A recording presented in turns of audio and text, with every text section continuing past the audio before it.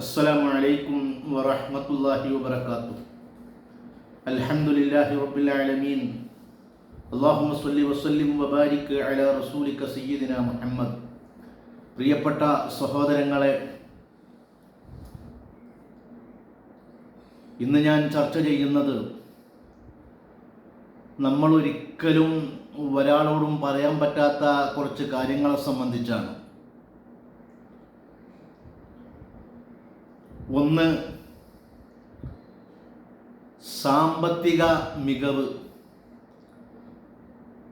സാമ്പത്തികമായി നമുക്ക് ഭദ്രതയുണ്ടാവുകയും സാമ്പത്തികമായ ഉയർച്ച ലഭിക്കുകയും ചെയ്യുന്നത് ഒരാളോടും പറയരുത്.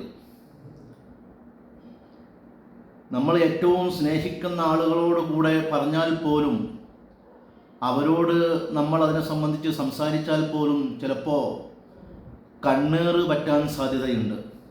കണ്ണേറ് സന്തോഷിച്ചുകൊണ്ട് പറഞ്ഞാലും പറ്റുമെന്ന് മഹാന്മാർ ഓർമ്മപ്പെടുത്തിയിട്ടുണ്ട്. കണ്ണേറ് പിശാചിൽ നിന്നുള്ളതാണ്. അതുകൊണ്ട് ആ കാര്യം പ്രത്യേകം ശ്രദ്ധിക്കുക. രണ്ടാമത്തെ കാര്യം, ചീത്ത സ്വപ്നം കണ്ടാൽ ഒരിക്കലും അത് മറ്റൊരാളോട് പറയരുത്. നല്ല സ്വപ്നമാണെങ്കിൽ നമുക്ക് വിശ്വാസമുള്ള, നാം ഇഷ്ടപ്പെടുന്ന ആളുകളോട് പറയുന്നതിന് വിരോധമില്ല. അതേ സ്ഥാനത്ത് ചീത്ത സ്വപ്നം കണ്ടാൽ അള്ളാഹുവിനോട് മാത്രം അത് പറയുക. ചീത്ത സ്വപ്നം കണ്ട ഉടനെ അഊദു ബില്ലാഹി മിനശ് ശൈത്വാനിർ റജീം ചൊല്ലി ഇടത്തു ഭാഗത്തേക്ക് മെല്ലെ തുപ്പുക. അതല്ലാതെ തുപ്പുക എന്ന് പറഞ്ഞാൽ പെരുന്തുപ്പലും ഉപ്പല്ല, ഒന്നിങ്ങനെ മെല്ലെ തുപ്പുക എന്നുള്ളതാണ്. ശൈത്താനെ ഓടിക്കാൻ വേണ്ടിയിട്ടാണ്. മൂന്നാമത്തെ കാര്യം, നാം ആരംഭിക്കാൻ ആഗ്രഹിക്കുന്ന കാര്യങ്ങൾ, തുടങ്ങാൻ ആഗ്രഹിക്കുന്ന കാര്യങ്ങൾ ഒരാളോടും പറയരുത്.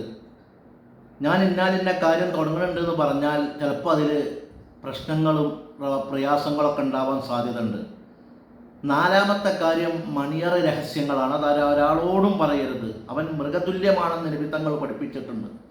അഞ്ചാമത്തെ കാര്യം, നമ്മുടെ കുറവുകൾ, പോരായ്മകൾ മറ്റൊരാളോടും പറയാൻ പാടില്ല.